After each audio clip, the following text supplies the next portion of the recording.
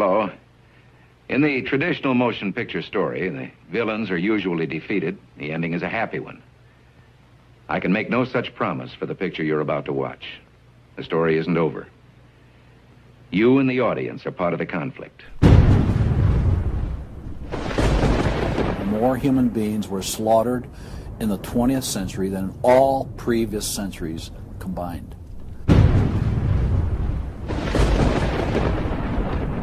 We're talking a congressional record, 135 million dead. Their entire purpose was to detach our culture from any moral anchors whatsoever. You look at the changes in America since 1960, perhaps. The whole culture's been transformed. They're coming out of the belief that the village should raise the child. The village means the government.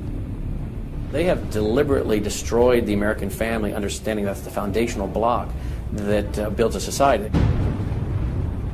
We've come from Norman Rockwell's America to Hugh Hefner's America. If we lose the Judeo-Christian framework, we're lost forever. The left wants you to think that the cultural changes that have taken place in America since the 1960s have done nothing but progress us forward toward a brave new world. They look at what holds society together, they understand it, but they don't want that. They want change, and they will subvert and rot every good and decent thing we believe in, because they have a vision for a new society, and that must mean the replacement of the old society. This film will show that the brave new world they seek is nothing more than the failed policies and ideologies of the communism that enslaved over a third of the world's population during the 20th century.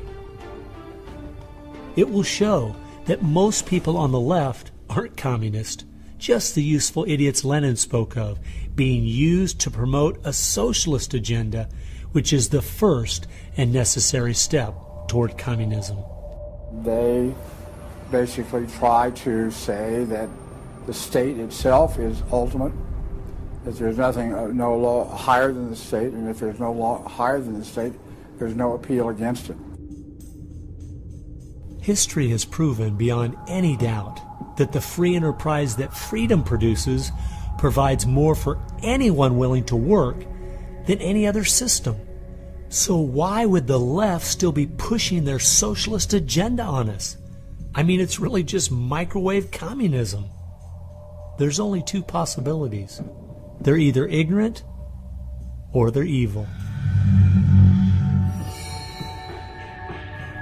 From my investigation over the last 2 years into what has caused America's drastic decline, I'm sorry to say the left won't be able to use the ignorant card. They've left too much evidence of their agenda in their books, articles, and speeches. No, America has an enemy that is getting very close to accomplishing its plan of destroying the greatest country in all world history. Once people figure it out, they're going to do what people everywhere do. They're going to start protesting, and they're going to start revolting. And when that happens, that's when the powers that be feel threatened, and they use the power that they have.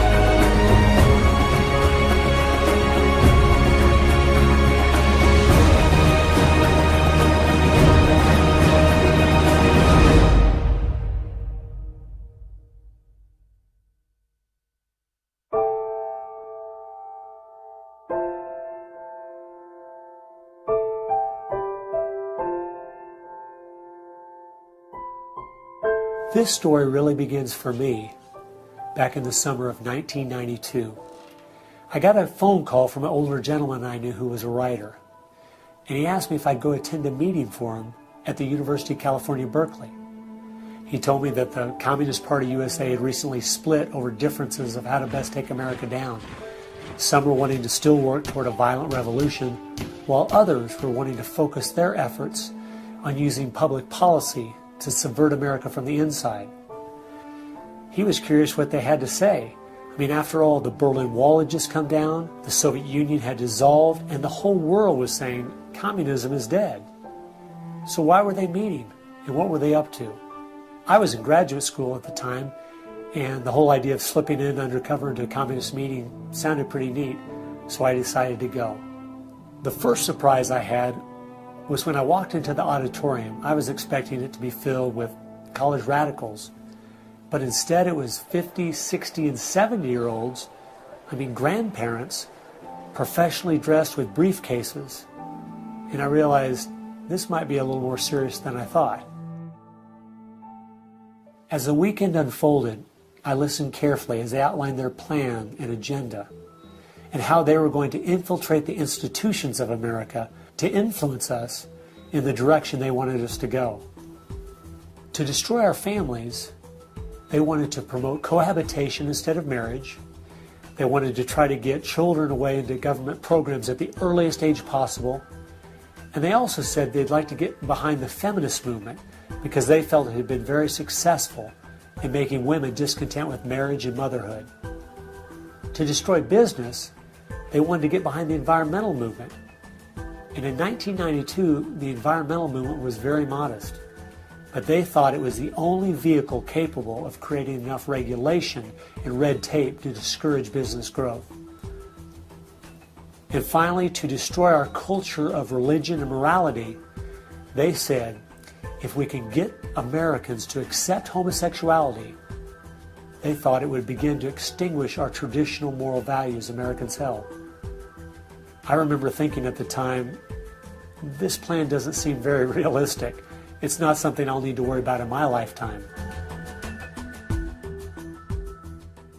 It was 15 years later, I was appointed by the governor to be a state representative in the legislature. I'd only lived in my district for 2 years, so I thought it'd be a good idea if I wrote a monthly letter to the editor. Each month I wrote on a different topic. In January 2008, as I was contemplating what to write my letter on, I thought back to the meeting in 1992, and I thought of the goals they'd outlined and where America was today, and I couldn't believe how successful they had been. Our families were totally disintegrating.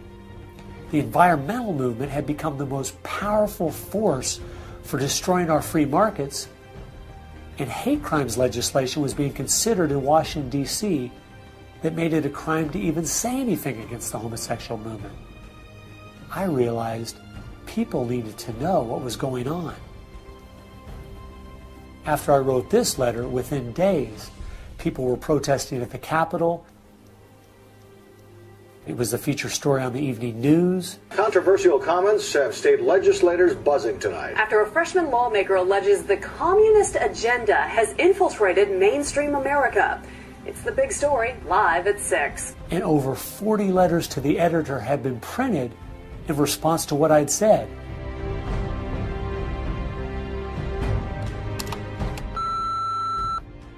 Hey, I just wanted to give you support on your newspaper article. Don't let them grind you down. Bye. I realized then I'd hit on something. One of the letters written in my defense stated that a book from 1958 had outlined a similar agenda. And this got my attention. The book was The Naked Communist by Cleon Skousen, who had been a former FBI agent. And inside the book it documented 45 current communist goals from 1958.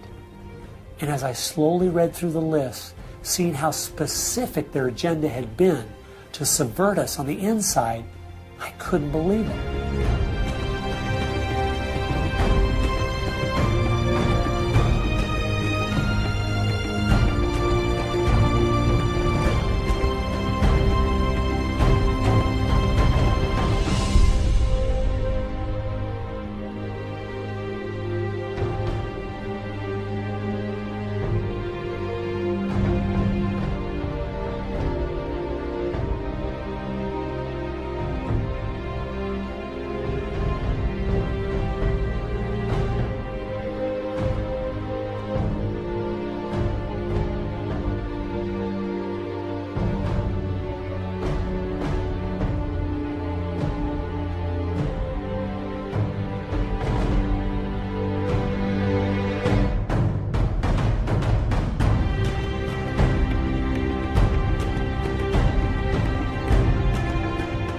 They'd accomplished almost every single one of them, and nobody seemed to be noticing. For at least the last 50 years, they'd been working actively behind the scenes, in the shadows, trying to move our people and our culture in a direction that was designed to destroy us.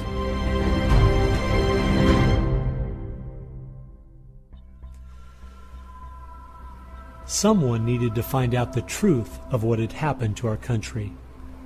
Could all of these very specific goals have been accomplished by accident? Or was there something there, under the surface, intentionally rotting away America's culture? I decided to go and get the facts from some of my favorite writers and speakers around the country. These are a few of the questions I asked them.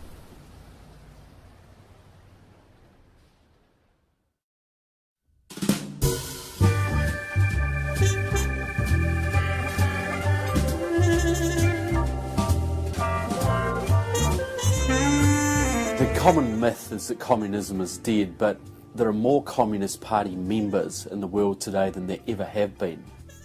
One of the things the communists are doing worldwide is not using that name. And so what we have is people with some of the same ideas masquerading in the United States under a variety of names.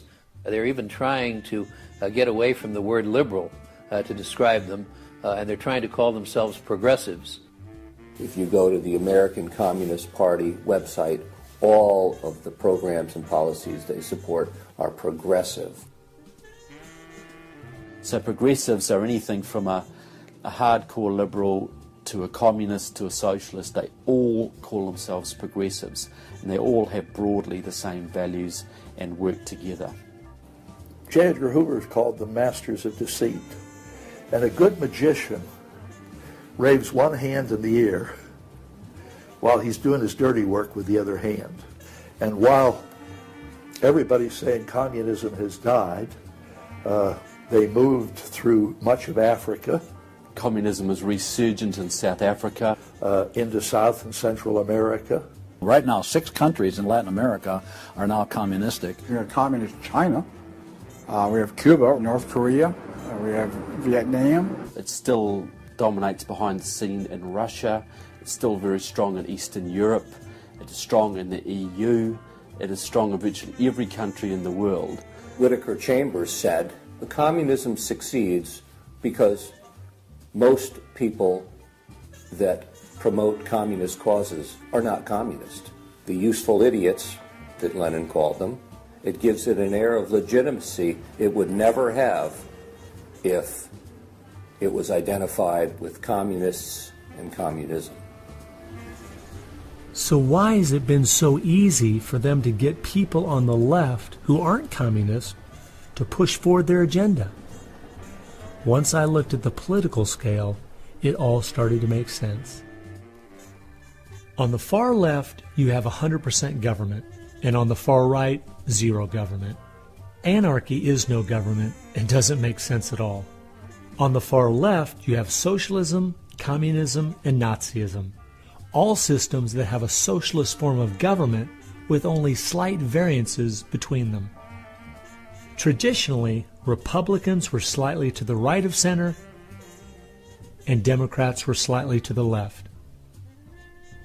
In recent years, though, through the radical influence of the media, Hollywood, and the multitude of Marxist professors in our universities, both parties have slid to the left, with the Democrats going so far they have openly joined hand in hand with the radicals. That's why they all work together. All the groups on the left now have the same goal, a socialist America. I thought we were over communism. I thought, okay, we won that battle. The Berlin Wall came down. Ronald Reagan won the day. We've got to look and see how he fought this, because we're fighting it again on American soil. Not hostilely attacking us like we feared in the Cold War. It is from within. And it has no opposition. None. And that's the frightening thing.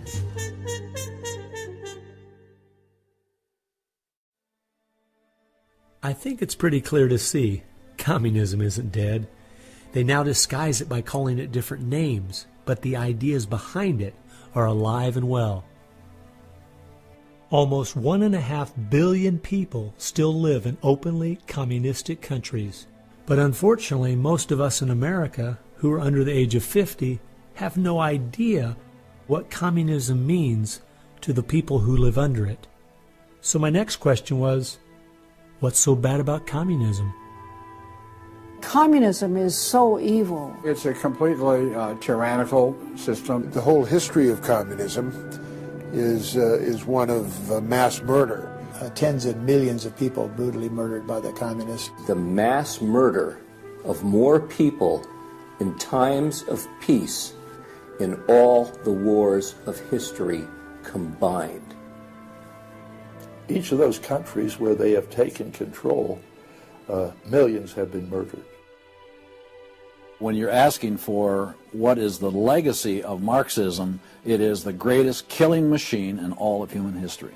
We're talking congressional record, 135 million dead due to communism. I think the real number is probably, when you add in abortions, over 500 million.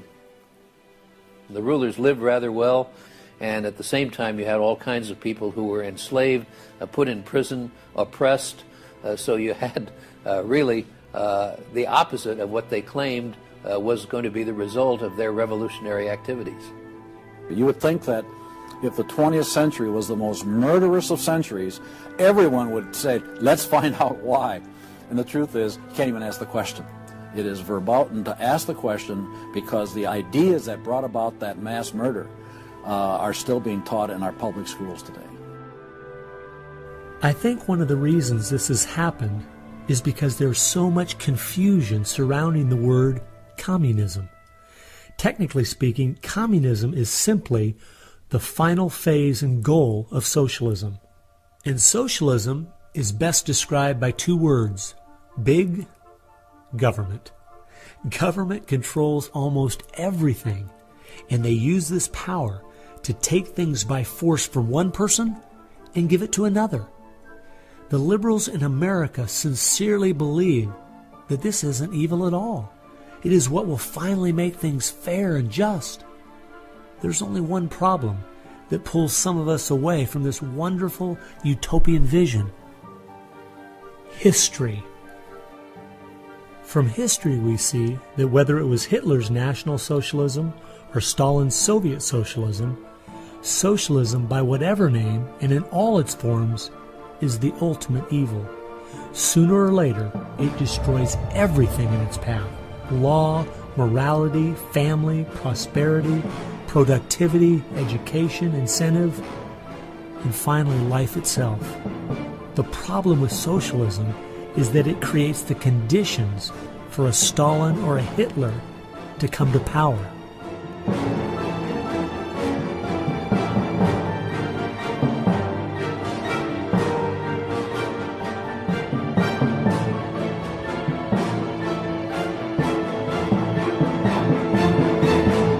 And that's why communism has such relevance today. It's the final destination on the road we're traveling.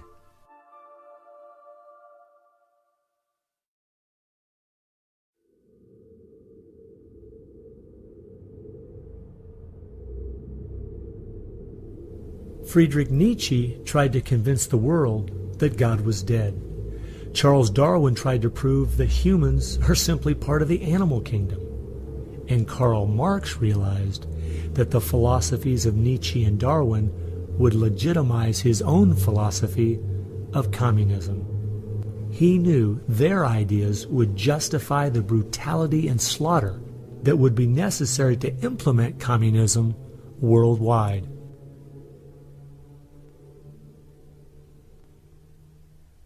It was in March of 1883, Karl Marx, the father of modern-day communism, died. The assumption that communism would die with him was a logical one, since only 9 people attended his funeral. In October of that same year in London, England, a group was forming called the Fabian Socialist Society. The Fabian Socialists decided that they were going to socialize the world incrementally. They called it socialism by evolution instead of Marxist socialism by revolution. It always worked in tandem with the communists. Some Fabians were also communists. There was a bit of interchange of membership. The Fabian socialists are slowly but surely bringing about the socialization of the world. Europe is pretty well done. They are now working in Latin America. Latin America is not just socialistic in many countries. They're all already Marxist. You have hardcore Marxists in Venezuela, in Nicaragua. El Salvador just went communistic, and of course Fidel is sitting right there laughing at this whole thing. And we haven't even figured this thing out yet. We don't even know there's a red plague coming up to meet us. We think that we're just going to watch the cartoons on Saturday morning and everything will be fine. They had a lot to do with bad stuff happening. There are two things I found that gave me a good idea where the Fabians were really coming from. First of all, their symbol was a wolf in sheep's clothing. And secondly, George Bernard Shaw, who was a leader in the Fabians for almost 50 years, said, quote, "I am a communist, but not a member of the Communist Party. Stalin is a first-rate Fabian. I am one of the founders of Fabianism, and as such, very friendly to Russia," unquote. Fabians eventually begat the Students for a Democratic Society, which begat the Weather Underground, which begat basically the social changes that have happened in America in the last 40 years.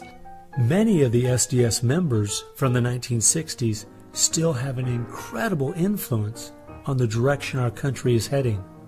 One is the Reverend Jim Wallace, who was president of SDS when he was a student at Michigan State University.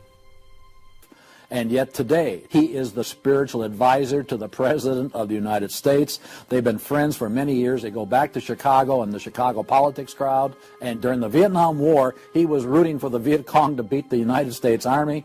And when they did, he just couldn't believe it. He said it was one of the happiest days in his life. And another leader in the Students for a Democratic Society and founder of the Weather Underground is William Ayers, who has been a longtime friend and neighbor of President Obama.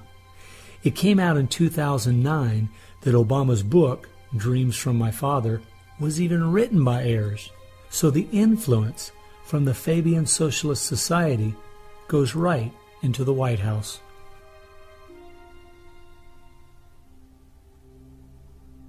The next group I found that has seriously impacted America's culture is the Frankfurt School. The Frankfurt School was a sort of an outpost in America of European socialism. Willy Munzenberg, with a few other Bolsheviks, founded the Frankfurt School. The two leading members are Herbert Marcuse and Franz Neumann. Franz Neumann was, in fact, a Soviet agent. Their entire purpose was to stand the entire educational system of the West, and the United States in particular, on its head. Bertrand Russell, who worked with the Frankfurt School, said, "By using psychological techniques to teach the children, we will be able to produce, quote, an unshakable conviction that snow is black," unquote. They established a school here. With the help of John Dewey. He helps bring these German intellectuals to America in 1933, drop them down at Princeton, Berkeley, Brandeis, to go after education and media. Included in those goals were the teaching of homosexuality and sexuality to children, the promotion of excessive drinking, and destruction of religion in the United States. That was a big one. And they basically started the social rot. Willy Munzenberg said, "We are going to make the West so corrupt it stinks." I love spending time with my family, July 4th, baseball, and apple pie, and my mind can't even comprehend that there were groups of intellectuals back in the 1930s plotting and planning how they could make America so corrupt it stinks. There are certain lines and certain limits, and the left has always pushed it as hard as they can, as far as they can, and will protect any pornographer, any deviant, any negative cultural form they can find. basically to degrade the culture. And that goes right along with the feminism of today, which was part of the Frankfurt School's desire to destroy a patriarchal society for a matriarchal society. In other words, remove the father as the loving provider, discipliner, discipler, leader of his home, where you instill virtues and integrity and modesty. That's been broken down on purpose because they knew if they could destroy the family, they could destroy a nation. And instead of having a father who leads and disciples and protects the home and provides for the family, the government steps in as a nanny state. The Frankfurt School developed the concept of cultural Marxism. Penetrate the culture, take it over, and then everything else will follow. And of course they did that, and today we've had a complete cultural revolution. As many people in America are familiar with the phrase "make love, not war," that actually came from Herbert Marcuse, who was with the Frankfurt School. So these guys went after education, they went for media, and they've been very successful in changing the entire worldview of Americans through what they call political correctness, but it's really cultural Marxism, with the goal being to destroy Christianity, then create chaos, and then move to their ultimate goal, which is from cultural Marxism to traditional Marxism, which is socialism. Most of the strategy to remake America from within started with Antonio Gramsci, who wrote over 2,000 pages back in the 1930s outlining how to take a Judeo-Christian culture down from the inside. The plan he suggested has been the main focus of the left ever since. Antonio Gramsci was a neo-Marxist philosopher. Antonio Gramsci was an Italian communist. Antonio Gramsci is probably the biggest troublemaker in the world. He's probably got more responsibility for our social ills than anybody else on the planet. He knew of the importance of undermining the morals in the character of this country. Because America had a strong Christian heritage, you had to attack the culture. You had to change the culture. Even to pornography, into areas that most people normally wouldn't accept. He said that we're going to destroy the West by destroying its culture. We're going to infiltrate and we're going to turn their music, their art, and their literature against them. That means that you penetrate the universities, you write the books, the novels, the poetry, the music, the book reviews.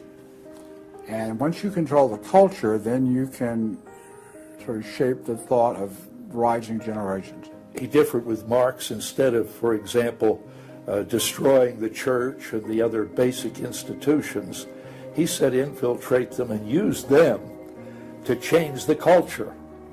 What Gramsci had to say was that this is the way that government is perpetuated and society is perpetuated is through these churches, because they set the standards, they set the framework of the way people live, of rules, how families should be structured.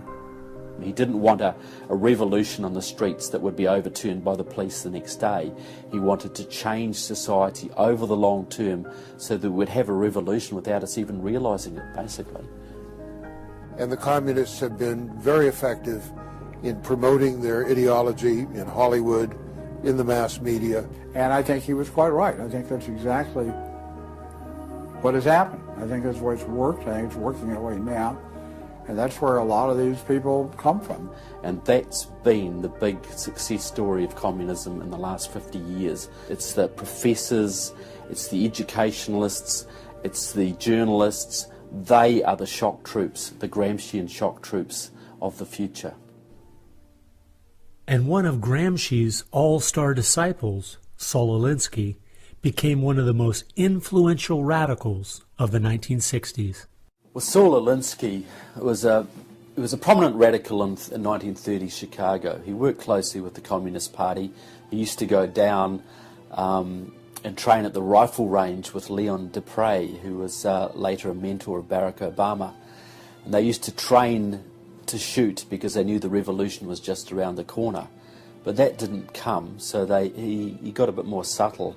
Well, Saul Alinsky called for a community organizer to stir things up, to create agitation. In fact, he said, you'll be accused of being an agitator, and that's exactly what you are. He wanted the haves and have-nots fighting with each other. It wasn't until I was watching an old film from World War II that I realized what the left has been doing in America to pit the poor against the rich, blacks against whites, and the young against the old, is the same tactic Hitler used to disunify Germany. You see, they knew that they were not strong enough to conquer a unified country. So they split Germany into small groups. They used prejudice as a practical weapon to cripple the nation. Remember that when you hear this kind of talk. Somebody's going to get something out of it, and it isn't going to be you. And they use the conflict as justification for more government to stop the chaos. So they create the chaos, and then they step in as a solution to the chaos. And as Francis Schaeffer said, once this chaos comes, most people will willingly give over to a authoritarianism because they don't want the chaos. His book was kind of the field manual, if you will, for these activist organizations. Which President Obama studied and taught at a workshop for 4 years in Chicago as a community organizer for ACORN. As I was reading through Rules for Radicals to see where he was coming from, I just happened to take a look at the dedication in the front of the book. And this is what I saw. Quote, "Lest we forget at least an over-the-shoulder acknowledgement to the very first radical, the first radical known to man who rebelled against the establishment and did it so effectively that he at least won his own kingdom. Lucifer." Unquote. Saul Alinsky from Antonio Gramsci has had an incredible amount of influence on our president and on our society, and he dedicates his book openly to Lucifer, Satan.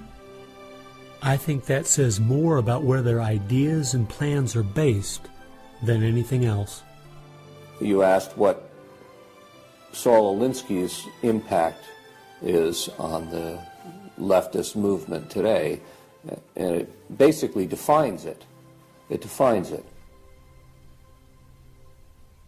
Saul Alinsky took the best of Gramsci and the best of the Fabian socialist ideas, combined, repackaged, and sold them to the 60s radicals.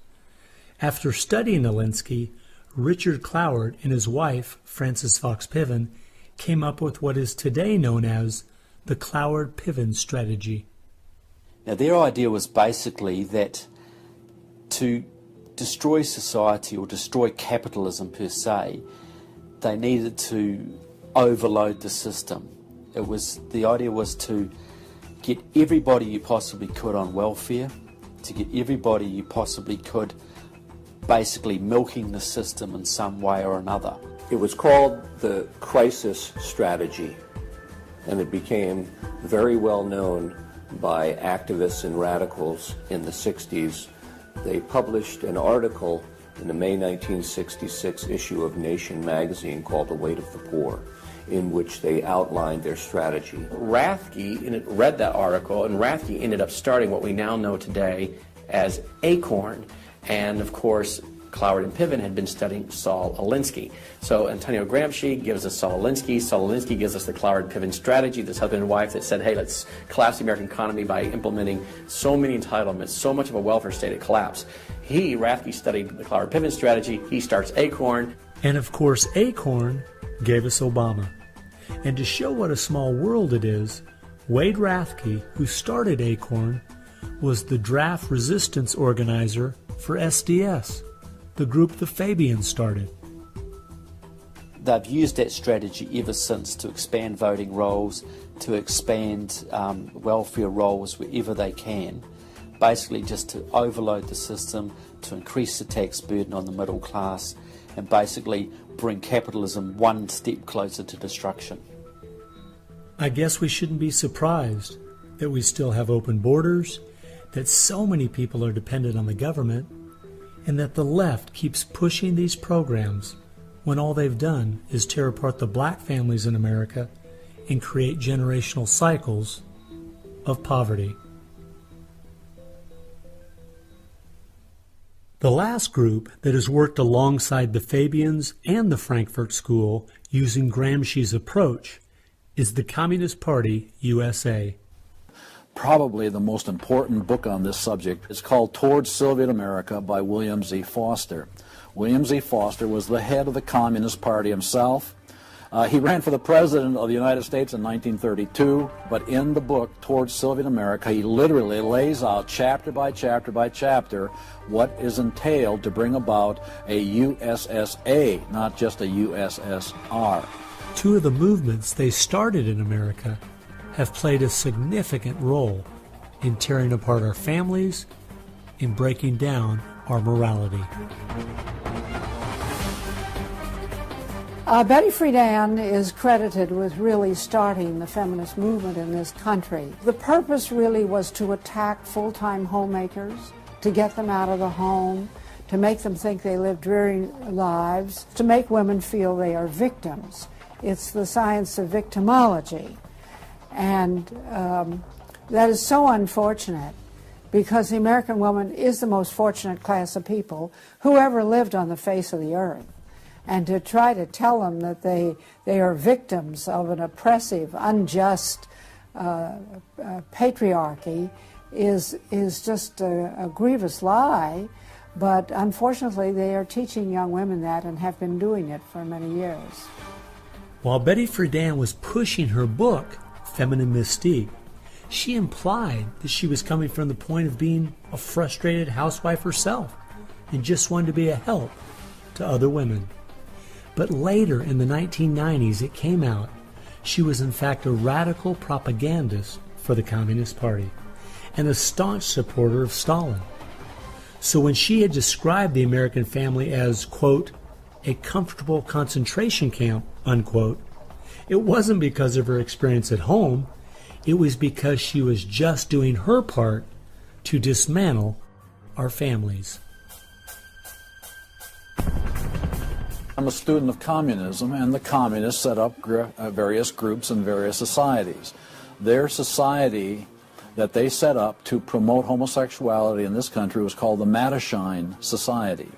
And it was founded by Henry Hay, a leading member of the Communist Party. So since I was studying communism and teaching on the issue of communism, you just follow leads, and all of a sudden you realize, what is this Mattachine? I've never heard of this Mattachine Society. Well, it was Henry Hay's organization set up to infiltrate the culture of the United States to make homosexuality normal. It's always been a movement dominated by the left. It's all these so-called isms. You will find there's a communist or a socialist behind every one of them, and you'll always see their targets. It's basically the traditional family unit. The war is still against the family. If you go back to the Communist Manifesto and read Karl Marx carefully, the war is against what they called the bourgeois family, which was really the biblical family, father, mother, and child. They want to plow through marriage. They want to change the very definition and meaning of marriage, because their open door to engineering society in this utopian way is blocked by the very values of our Christian civilization that's taught through marriage. And so the left just has got to destroy the family, because if there's any one thing that will prevent the left from carrying out its agenda, it's healthy and strong nuclear families.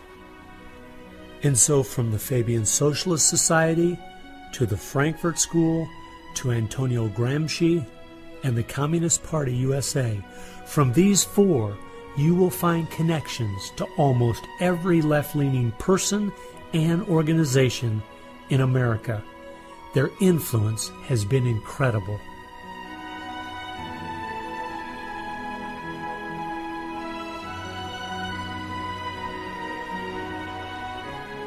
It was in the 1960s all the groups on the left seemed to realize Antonio Gramsci was right. In a Judeo-Christian society, you will never be able to persuade people to rise up in a Marxist revolution and start killing each other off.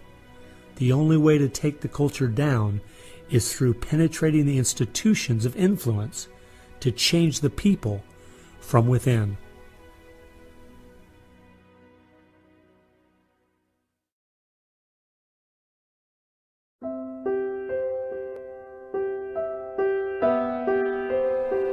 I guess the biggest surprise I had while studying these four groups was seeing that a large part of their agenda was trying to make us an immoral people. The communists knew in the 1930s and since that time, and the leftists know today, that if you can break down the cultural traditions, the basic rules of morality, then it's much easier to move people in different directions that are counter to the good of society. They recognize that it's all part of the same fabric. Their ideologies all work together to break down families, to break down the sanctity of human life, the value of human life, to break down the idea that there is a God that we are accountable to. They essentially are validating the Judeo-Christian worldview by the very things they attack. Because in their effort to destroy our culture, they know that they have to go after the very things that the Judeo-Christian tradition honors and values. Morality, belief in God, faith, the importance of family, the sanctity of life, the sanctity of marriage. It's amazing our enemies could see our morality was our greatest strength. And yet so many Americans don't seem to get it. Morality is simply having the character to do what you should do instead of what you have the freedom to do. And that's the only way freedom works. A people cannot be given freedom without morality, or they will self-destruct. And that's what we see happening in America today. The bottom line is freedom and free enterprise are simply fruit on the tree of morality. Our founding fathers clearly understood this principle, and so do our enemies.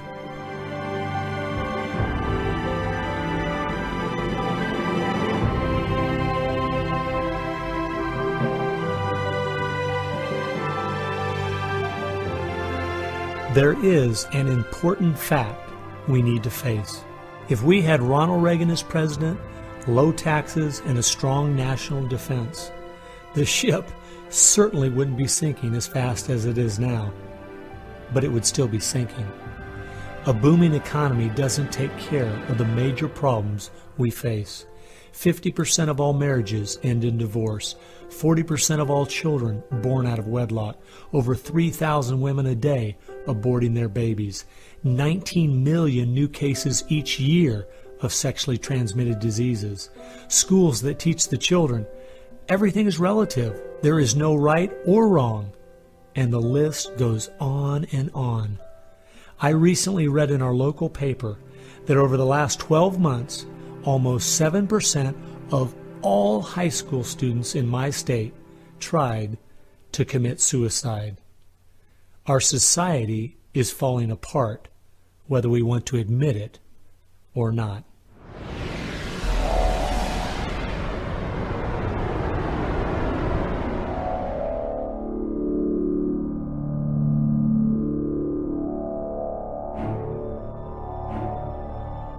Karl Marx had the insight to see that dethroning God and destroying capitalism went hand in hand.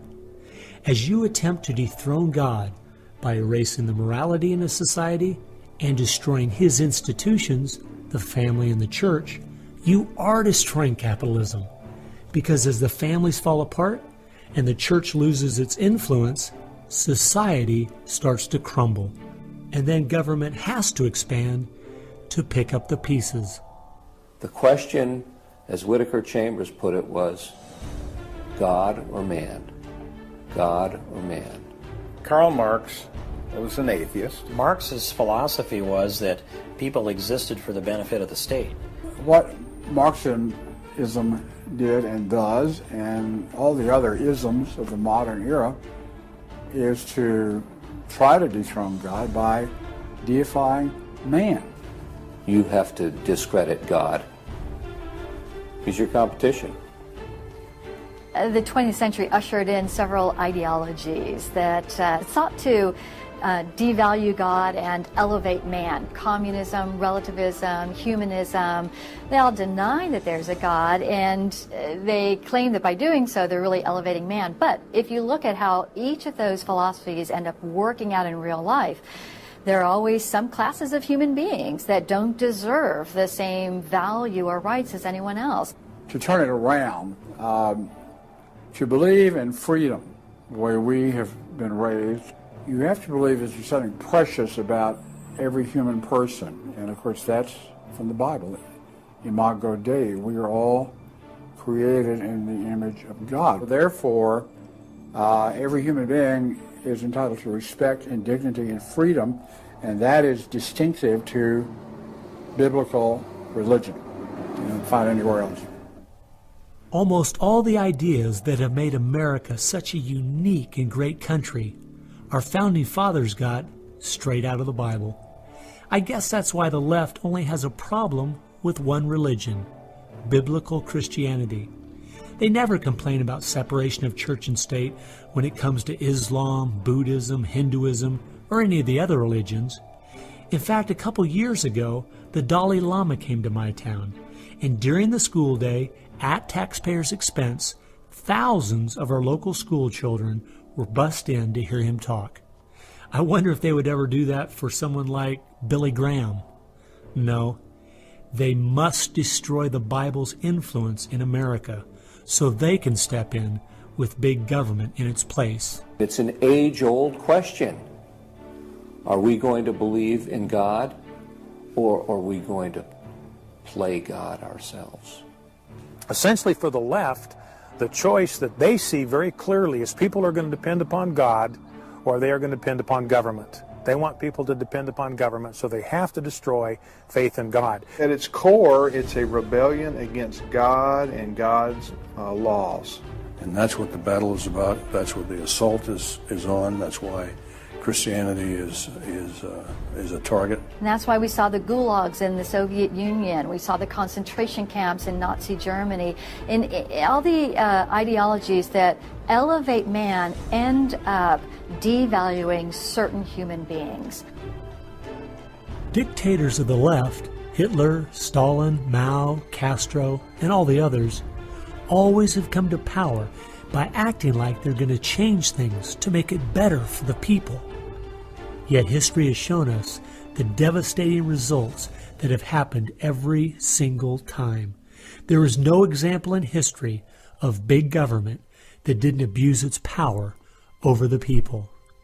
But people who have believed in the God of the Bible and that our rights are a gift from Him to everyone have always stood up for the preciousness of every human life.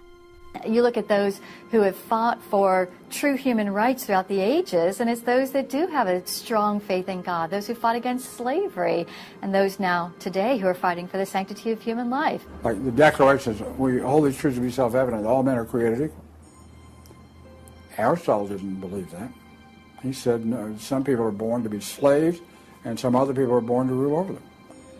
And the reason that you and I know different, and it's not because we're smarter than Aristotle, he was a smart man. But we have something he didn't have. We have the Bible. And so, therefore, that's where we get these ideas. And from pagan antiquity or neo-paganism or all the modernisms, you get the opposite. After studying this topic for the last 2 years and reading literally hundreds of their books and articles and speeches, I've come to the conclusion, whether the left knows it or not, their plans and goals can all be summed up very simply. They are at war with God. A people that are moral and believe their rights come from God would not only never want what they're selling, but would also never need it. And they know that.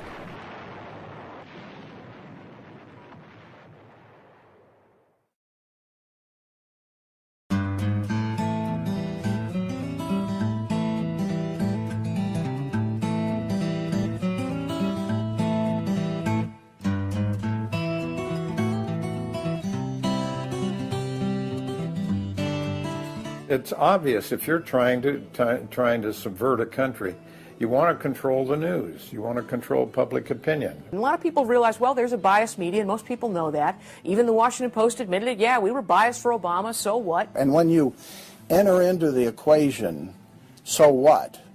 That means the biases, the opinions of the reporters enter into what is news. They decide whether you have a right to know. And it's no longer a bias. They turn from just political bias to activism. They go to the places that influence, or I should say, where they can have leverage. Generations of journalists have been trained to interpret events, interpret the news, not report the facts, interpret the news. They do not deal in facts because facts aren't effective for them. They have very few facts on their side. They've gone into and penetrated these major areas to where they can influence it in the direction they want to go. We've seen a massive shift away from old-fashioned objective news reporting to what he called interpretive reporting, what others call advocacy journalism. And it's advocacy for a cause. And as a result, we have a news media in the United States that is extremely liberal at the present time. Which was a major, major goal, to control not merely the newsprint, but the television media and Hollywood. Stalin said himself, if I could control Hollywood, I could rule the world.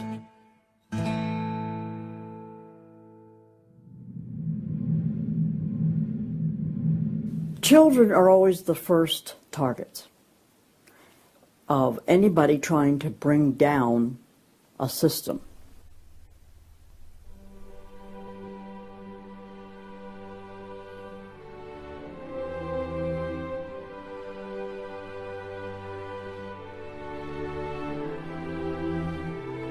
John Dewey is believed to be the most influential man in the whole area of public education. He went to Russia in 1928 to help study the Karl Marx way of education, bring it back to America. Dewey was an atheist. He was a socialist, a humanist. He was part of the Socialist Society in America, helped found that. What he believed in was that education should socialize the child to make him a willing tool of the state.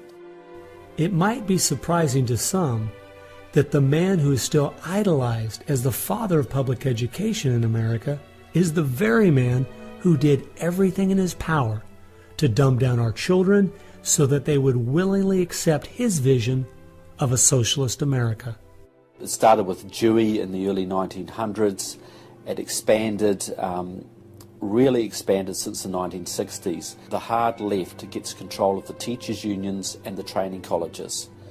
If you've got those two institutions, you can pretty much dictate all educational policy. The people who were demonstrating against our country and against our government in the 1960s have now become tenured professors in the universities. So they're the ones who are writing the textbooks, teaching the teachers, running the teachers' colleges.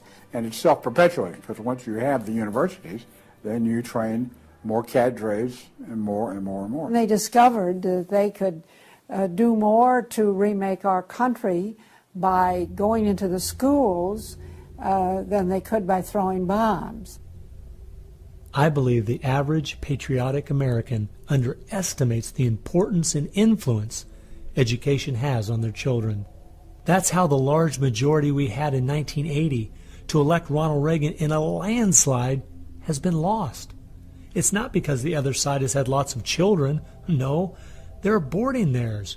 But instead they are capturing ours through the propaganda they teach them, 7 hours a day for 13 years, and even longer if they attend college.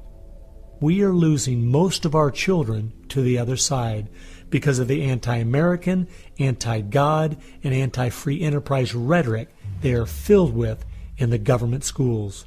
Government schools are not teaching basic reasoning processes. They're not teaching logic. They're not teaching actual data of history and science and mathematics.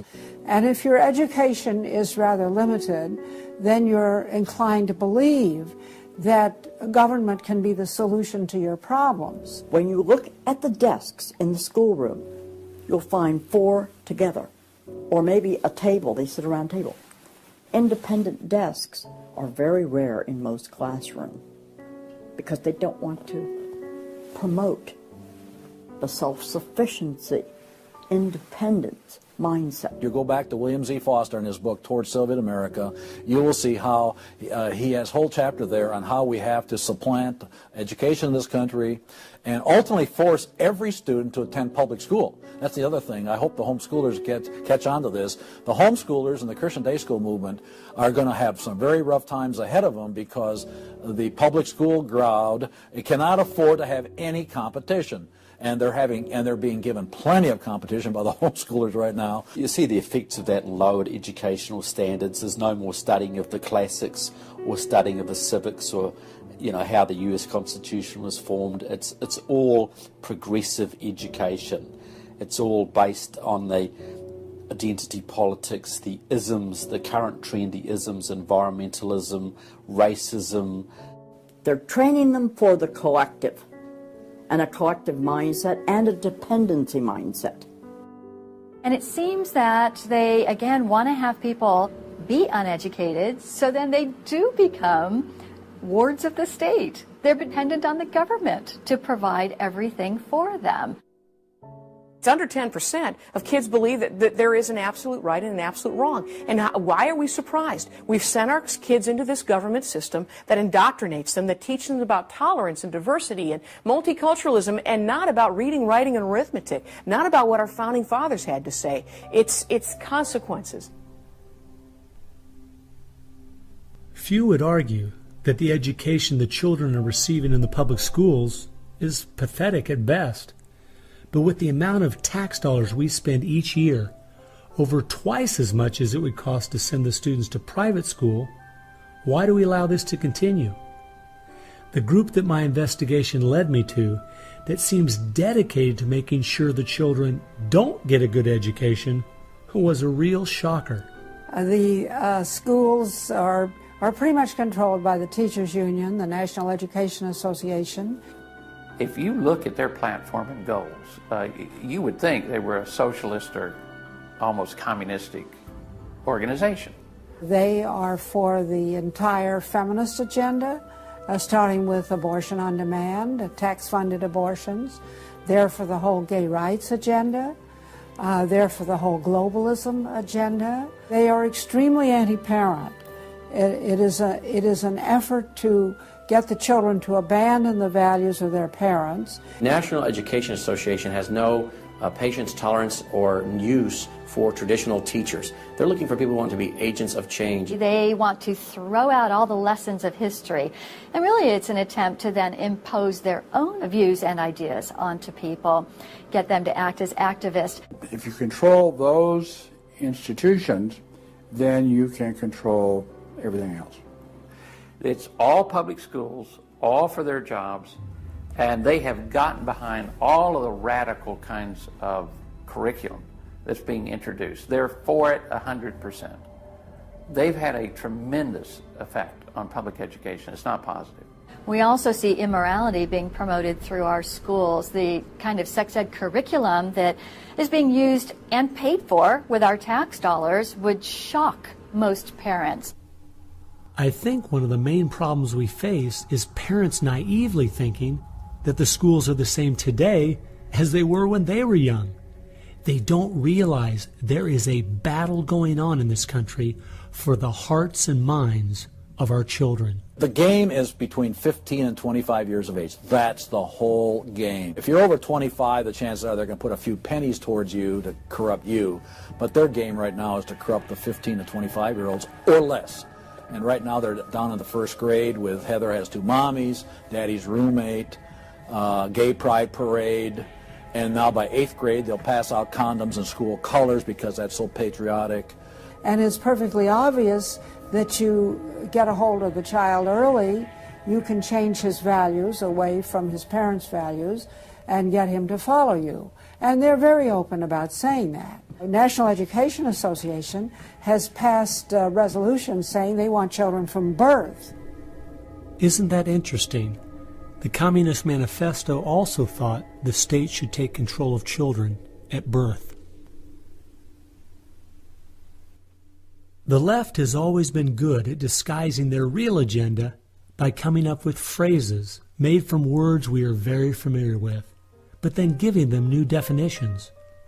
Social justice is the current phrase of choice and is being used to teach children the failed Marxist ideas of yesteryear are what they should strive for today. We see social justice curriculum today, which is the buzzword for communism, socialism, Marxism, which Bill Ayers is teaching. It's in many of our colleges, and the social justice curriculum is being taught in high schools all over the nation. Justice is good. If you then start calling it something blank justice, then you're modifying it. And what it really means is, I think, taking from one group of people and giving to another group. So I would call it socialism. and it's used to break down the differences between the way things are done and the way it should be done. So when they're teaching social justice in the schools, they're not talking about free enterprise and capitalism and individual self-responsibility, all the things that made America great. They're talking about the things that made Europe and the Soviet Union and China so bad. The longer we allow our schools to teach the children that America has so many faults it's not worth saving, instead of the fact that even with its faults, it is the greatest country that has ever existed, the less chance we have of ever turning our people back from the dead-end road we're currently on, a road that promises to give us a perfect world if we'll only give up our sovereignty and our freedom. You're going to find more and more of the following. This is now called a world pledge. We no longer want the Pledge of Allegiance to the flag of the United States of America because that is considered nationalistic, and of course the socialists, communists, and the Marxists and the extreme left wing in the country want nothing to do with it. I pledge allegiance to the world, to care for earth, sea, and air, to honor every living thing with peace and justice everywhere.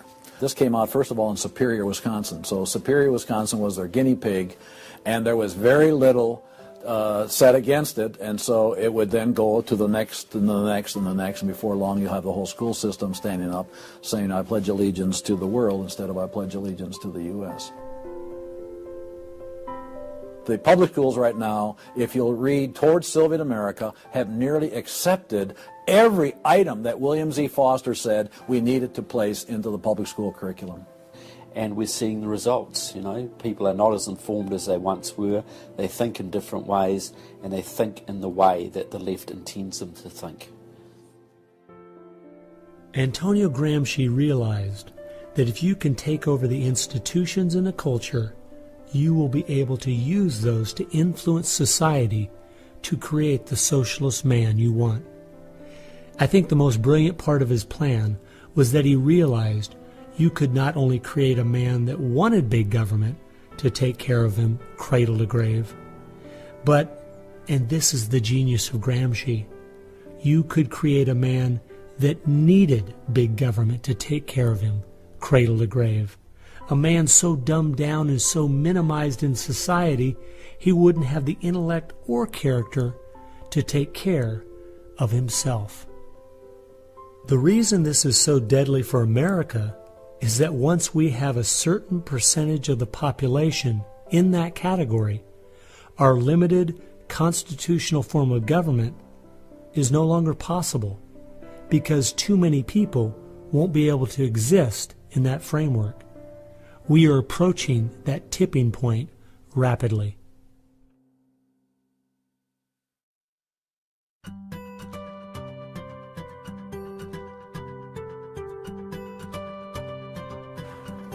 If you can persuade people that government should be in control of the distribution and use of energy, you can persuade them, or rather, you have persuaded them of the necessary and sufficient condition for government control of the most intimate aspects of our lives. One of the main thrusts of socialism these days is obviously through the environmental movement. You know, one hates to pick on Al Gore too quickly and easily, but I read the whole of his book, Earth in the Balance, Ecology and the Human Spirit, back in 1992 when it was first published. And if you know anything about the history of political philosophy, you read the last chapter in that called A Global Marshall Plan, and you understand that there is no way to implement what Al Gore was calling for in 1992 in that book except by means of totalitarian world government. Patrick Moore, who was a co-founder of Greenpeace, and he was a very dedicated environmentalist, quit Greenpeace when he realized that it had been captured by radical leftists who were intent on using the environmental movement as a vehicle to destroy capitalism. How many factories work when there's a power outage? None.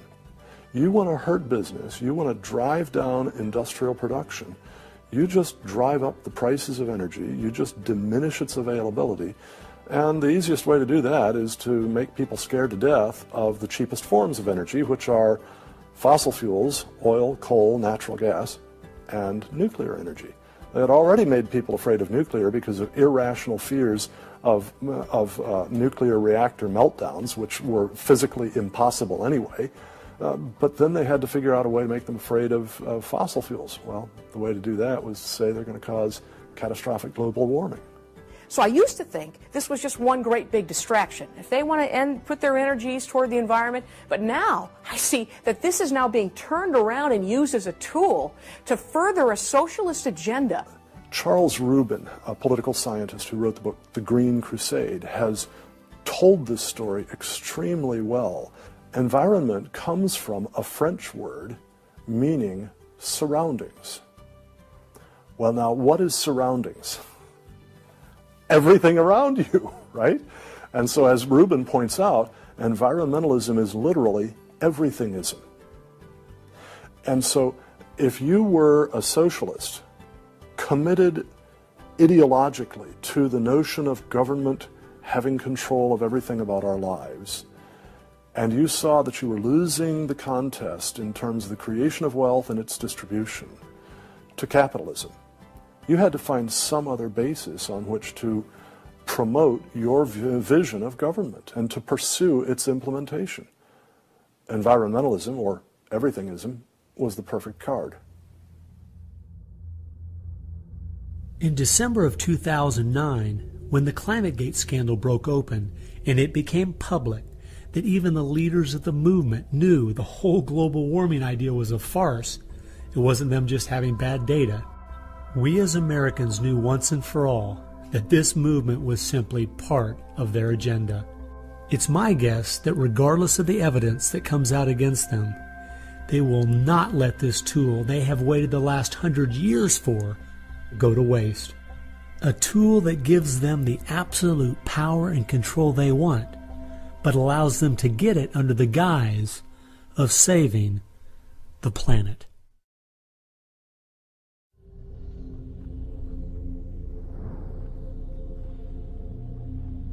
He was born of left-wing parents.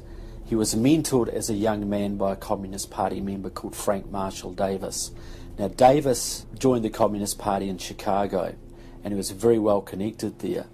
So young Obama eventually wound up in Chicago, and he started working with the very same people that had been working with his friend Frank Marshall Davis. All of his associations have been with people that are way left of center, hardcore left. And he's doing nothing more than what is predictable based upon that background. The nicest word for his agenda is the socialist agenda, and we could go on down the line of the other descriptors of the types of an economy and a society that he's building. It's all the things that Gramsci wanted to use for social change. Yeah, he's the epitome of the movement. If you think there's no way that so few could be so effective, consider this. When the Communist Party USA split in 1992, the group that formed was the Committees of Correspondence, and it was their meeting I attended that summer at Berkeley. As I started researching that group, I saw that many of the same people who started or have worked with the Committees of Correspondence and its sister organizations were the same people who were involved with President Obama's campaign and administration. I found file after file on Trevor Loudon's website documenting with footnotes and photographs these connections. The radical left has been so successful they have persuaded the American people to put one of their own in the White House.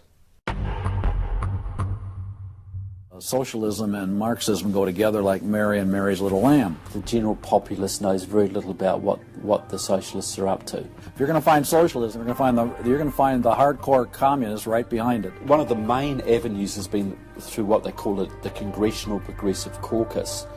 20% of the US Congress are members of this organisation.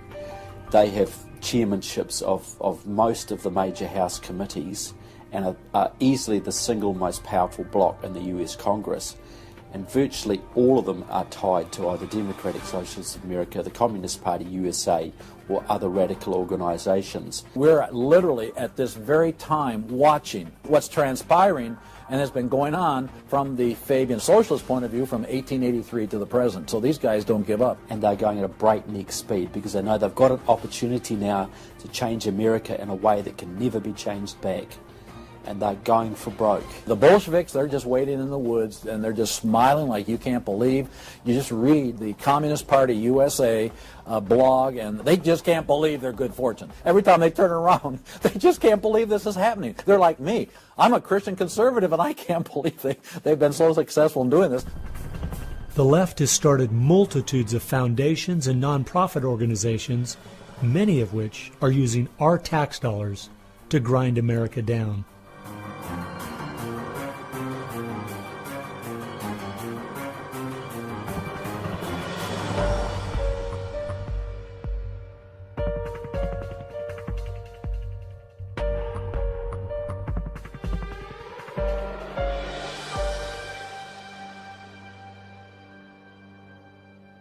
They use all kinds of patriotic words to masquerade an extreme leftist orientation, which, if anything, would enslave the people in the same kinds of things with the same kind of ultimate results as communism had. The communists will let the socialists go so far, and then ultimately the communists really turn on their fellow socialists and they wipe them out too.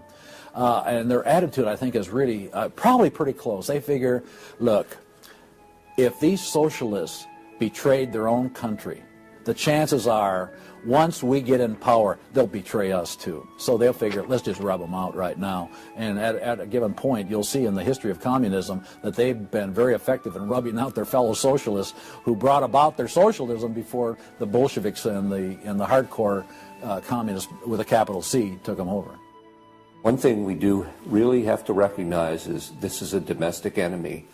This is not just people with different ideas. These are not just nice folks who have funny, silly ideas that they will eventually figure out are just not very mature. No, these people are dangerous, dangerous enemies, and they are intent on overthrowing this country and imposing a socialist system that will mean extreme hardship for the vast majority of people in this country. That's true with them constantly seeking to re-engineer society so they reach this level of utopian perfection. Where we, on the other side, we advance the idea that this is about the cause of freedom, and if it hadn't been for Jesus Christ, there never would have been a United States of America, because the inspiration for freedom drove our founding fathers. They were informed by their faith, and I believe guided by the hand of God.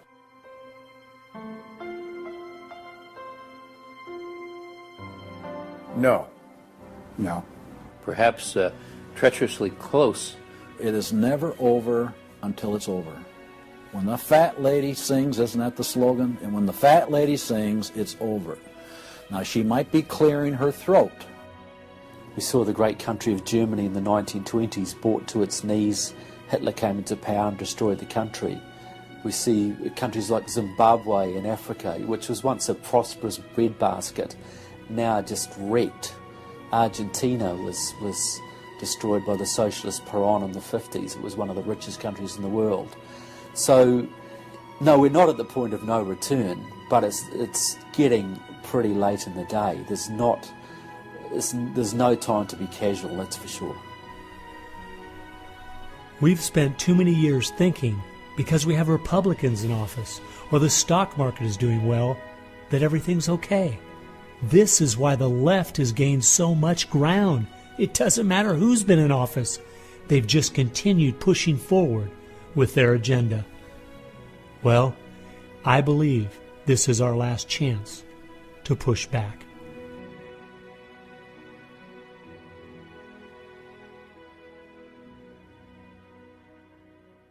If people are looking for something to do, we have our work cut out for us. I believe one of the things that we can do that will have a profound impact in changing America is praying.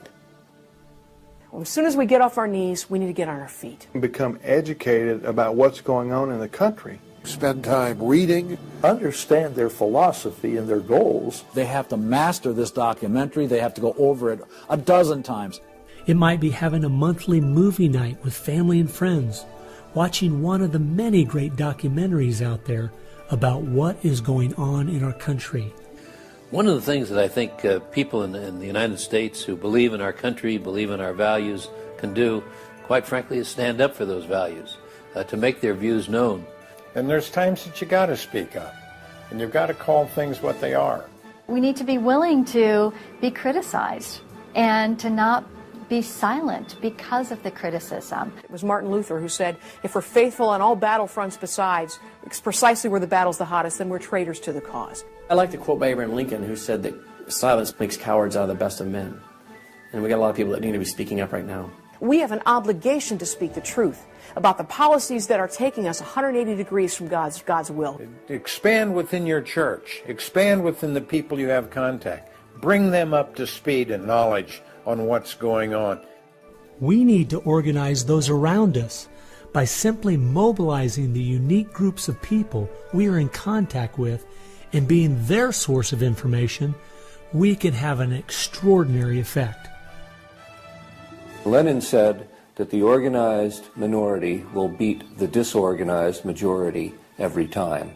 Why should we be buying products from companies that are going to fund organizations that attack our values? They need to be really smart in using the mass media. They might want to blog. Using the power of YouTube and that sort of thing to educate as many people as possible.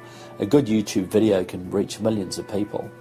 And if Susan Boyle can do it, why can't we?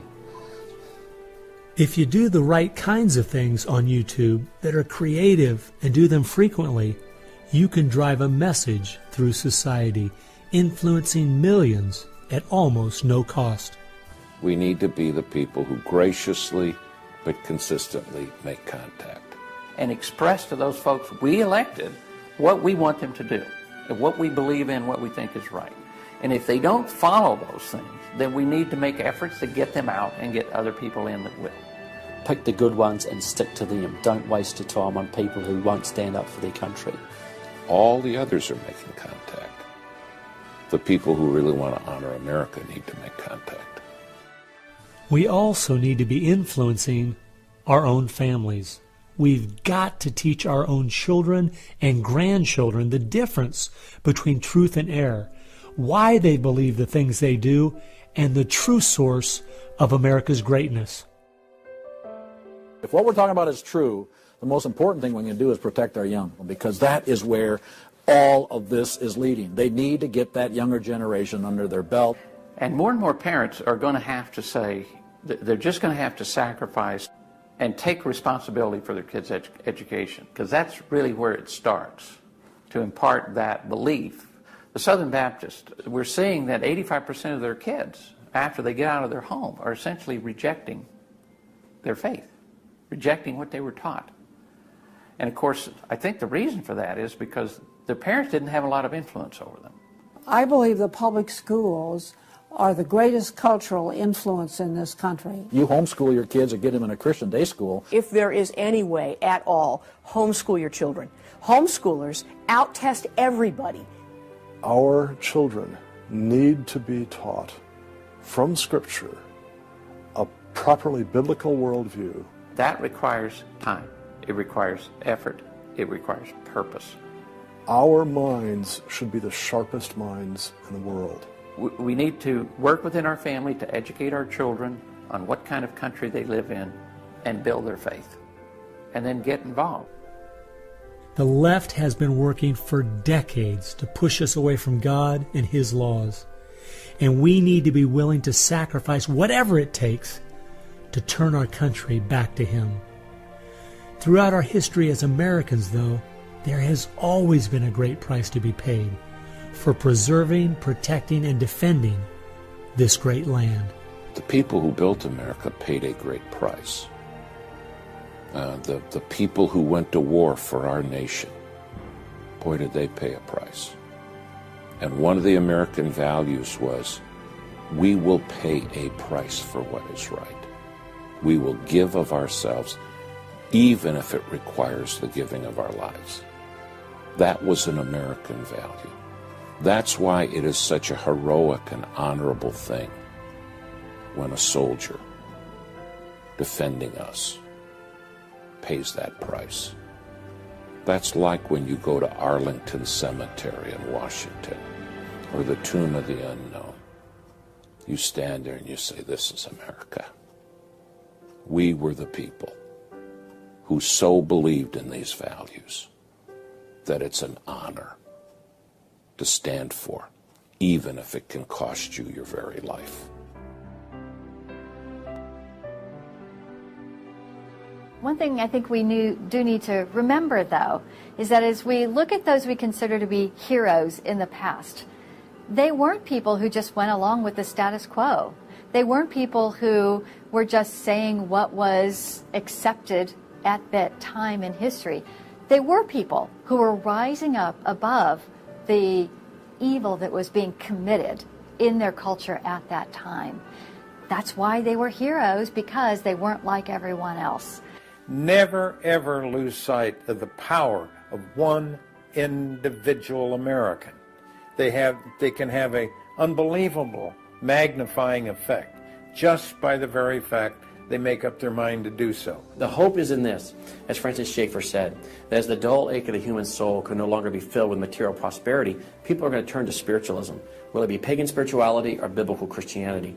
We know, according to the Denver Post, June of 2008, pagan spirituality is doubling in America every 18 months.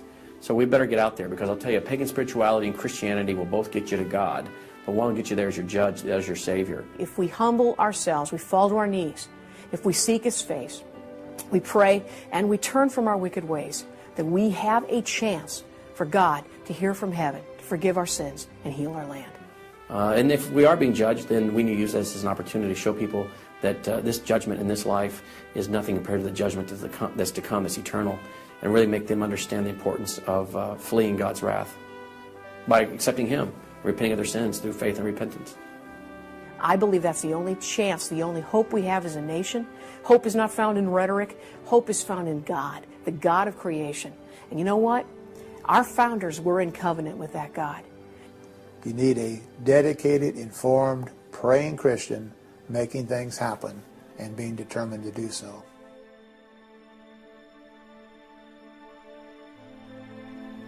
Time has only allowed me to present a fraction of what I found.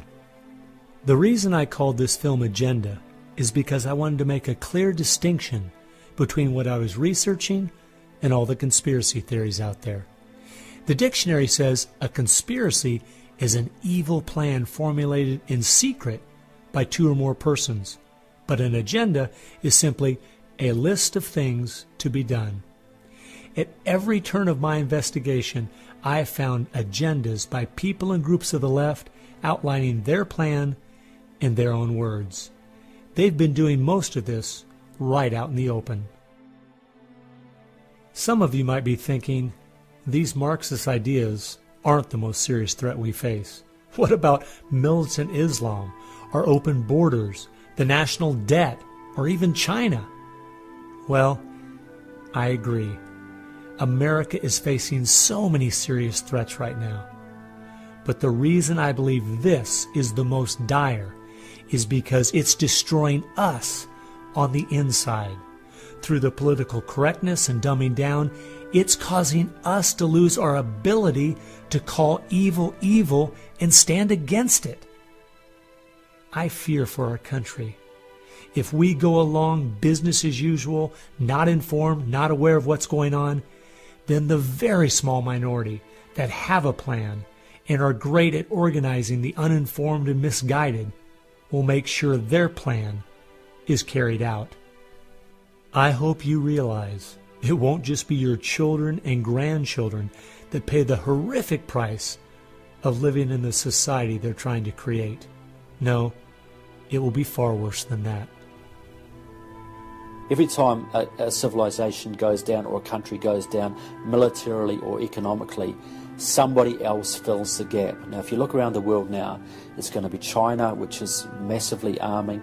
You've got Russia, which is becoming increasingly belligerent. You've got the radical Islamic world, which works hand in glove with the Russians and the Chinese all the time. You've got a virtually red Latin America. You've got a neutral socialist Europe. So America hasn't got a lot of friends left in the world. Now, that's just not going to affect America. That's going to affect every single remaining country in the free world. Who's going to stand up to China if America doesn't? Who's going to stand up to the Russians? Is Europe going to do it? Australia, New Zealand, Canada? Not a chance. If America, and this is the point I think Americans need to comprehend, if America goes down economically, it will go down militarily. If America goes down militarily, we all go down. The free world is finished, and it will be finished for a very, very long time.